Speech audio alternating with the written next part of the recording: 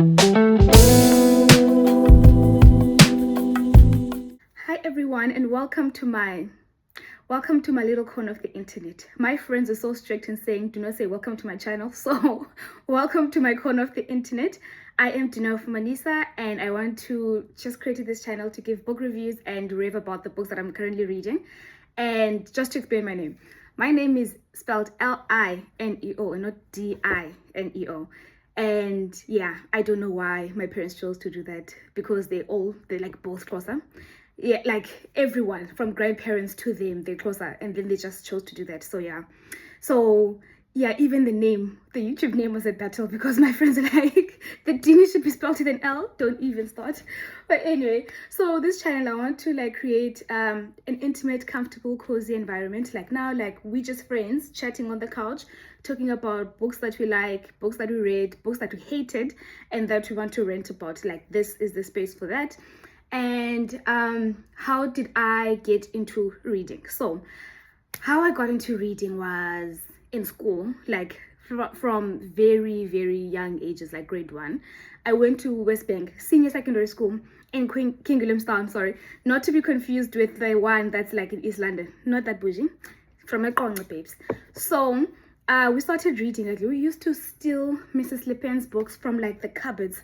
And you remember those books like Beef and Keeper, Winter and Adventure, whatever? That's how I got into reading. It was like drugs. And in grade 2, I remember I had this teacher called Mrs. Whittles, who used to like force us to watch news every night and like write reports, so that in the morning we would like give a presentation like, oh, this is the headline last night, this is what the news was saying. And yeah, I think that's how we got into reading, like that confidence, because she used to also say, stand up in front of the class and shout, I'm loud and I'm proud. So yeah, that. And like the friends that I had, like Oziko, Gina, Lisa, we used to have this culture of reading that we had, like in addition to Beef and Keeper. Yeah, we were the types to get the prescribed reading for the year and like read it in 2 days and be like, oh my gosh, love David, did you see how it ended? That was so sad. Comfort yourself. Like we were those kids. That's like a group of nerds. Yeah, like that was how I got into reading. And in high school, when you have teenage angst, I need to confess that it was like a form of escapism. And I was like, oh my gosh, like reality is like so hard right now, I just need to escape. And I was a kid in grade 8 who, in December holidays, in the peak of summer, I'd be in the bedroom like reading Winter of the World. That was 800 pages. Why? I'm a child. Go outside. So anyway, like I was obsessed. It was like, I just need to escape this reality. I was a village girl as well, by the way. I'm from the village, so yeah, like I can't do this poverty, I just need to read. But anyway.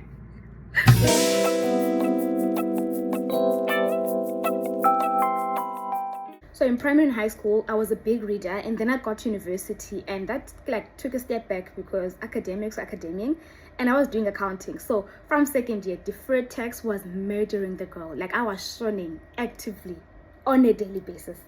And I used to only read on holidays, but even in those holidays, I used to consume a heavy amount of books. Like I think I went through Chimamanda Ngozi's books, all of them, like in one holiday. Like in my first year, that June holiday, I was like, it's me and Purple Hibiscus, the thing around your neck, American. I was like consuming books, because it's like I have denied myself for like 6 months, and now it's like we're here.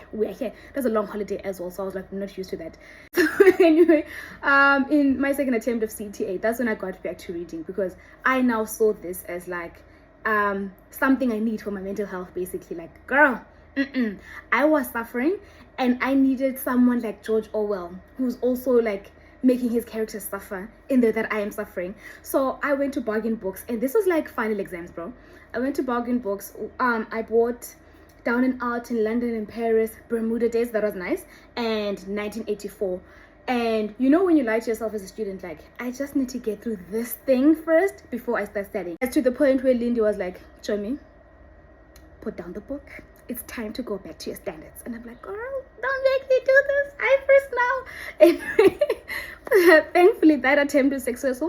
And so I went through Bermuda Days and Down and Out in London and Paris. It's like, George, oh, you don't understand. I'm not in London and Paris, but I am down and out. I am down and out in Grahamstown. I am down and out in Makanda. There was no water, first of all, so I was really down and out, like in a serious way. Yeah, after that, I didn't break away from reading. And even when I started my articles and did my international rotation, I was still like a heavy reader. So my international articles, like for 6 months, were based in the UK. And it was like such a nice time for reading, hey, because I lived like right across from the library, and every Sunday I would be there. And in November they had their Black History Month, so they were featuring authors, like black authors, and that's where I came across Violet Bulawayo, who wrote We Need New Names. I read so many black authors, man, then it was like amazing. My Sister the Serial Killer also comes to mind. Like those were like proper. And yeah, enjoyed reading, went back to it full time. And now that I am like a reader, it's not enough that I should suffer through some of these things or enjoy some of these books. And with everything, I used to like give a review on WhatsApp. So my friends have been like seeing this and it's like, oh my gosh, stop. I have been giving this book reviews on WhatsApp since varsity. There was this book about manifestation and talking about how everything that happens to you, I think it was The Promise or something, but I'll find the title. And this person was basically saying the vibrations that you have, you attract. So everything that happens to you is because of you. And I was like, that is victim blaming. So you're saying that people who get raped are like they're choosing that because of their vibrations? Are you saying people who died in 9/11? Guys, I was so like, that's me. When I read like the passion and the critical thinking, it's like, girl. So my friends have suffered enough. It's time for the whole world to do that. I'm joking. But yeah, it's been a long time coming.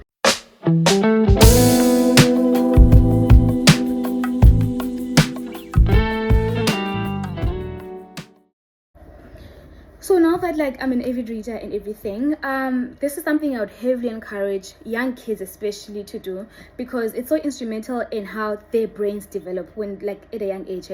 I would say that reading has directly correlated in the good marks I got in high school and my ability to do well in varsity.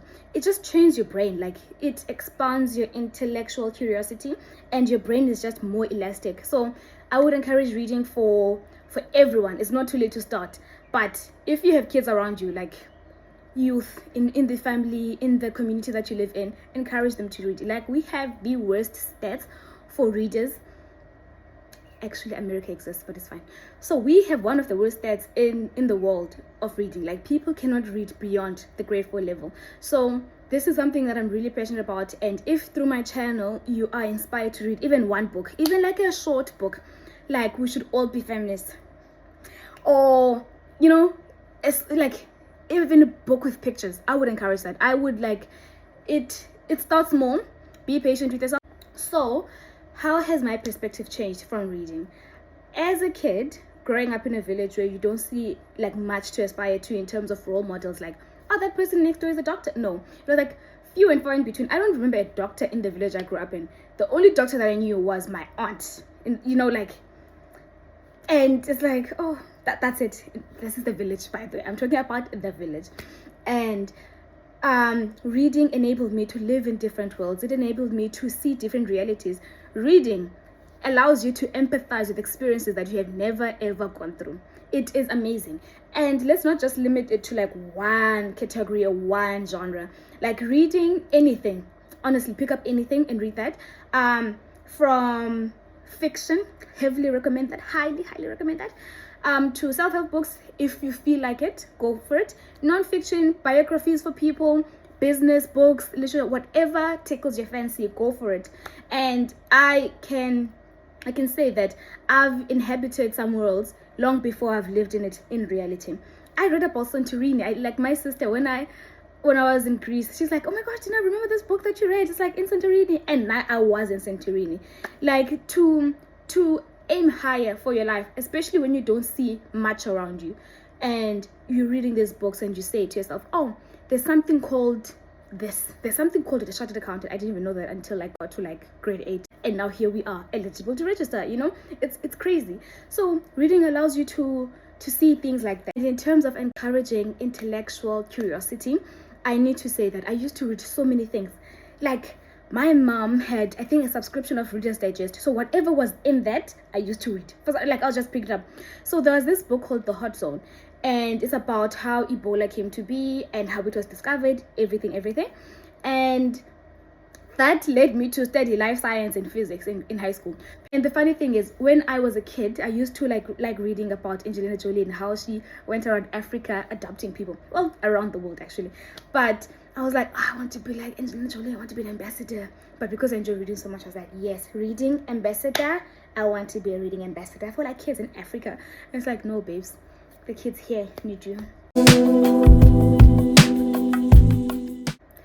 Encourage kids to read, and for them to be encouraged to read, you need to embody that. You need to set the example. You need to put down your phone and pick up a book, sit next to your little one, cousin, sister, whatever, sit next to the little one, and like read together.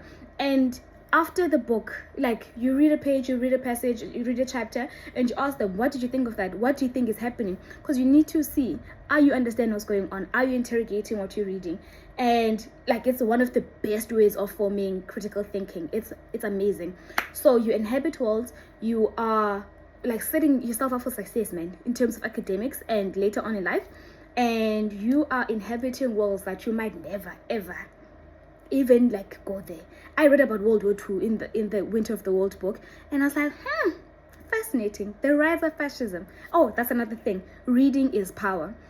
Reading, books, and libraries, those are the first things to go in the rise of fascism. This is power. This is you developing yourself and having your autonomy. Like, yeah. So anyway, welcome to this channel, and I don't want to ramble on too much. I will aim to post at least one video per month, and you can head over to my Instagram page for my reading activity to say, oh, she's currently reading the list, for example, and she's on this chapter, she hates this chapter, whatever. Yeah, so hope to see you there, and thank you for joining.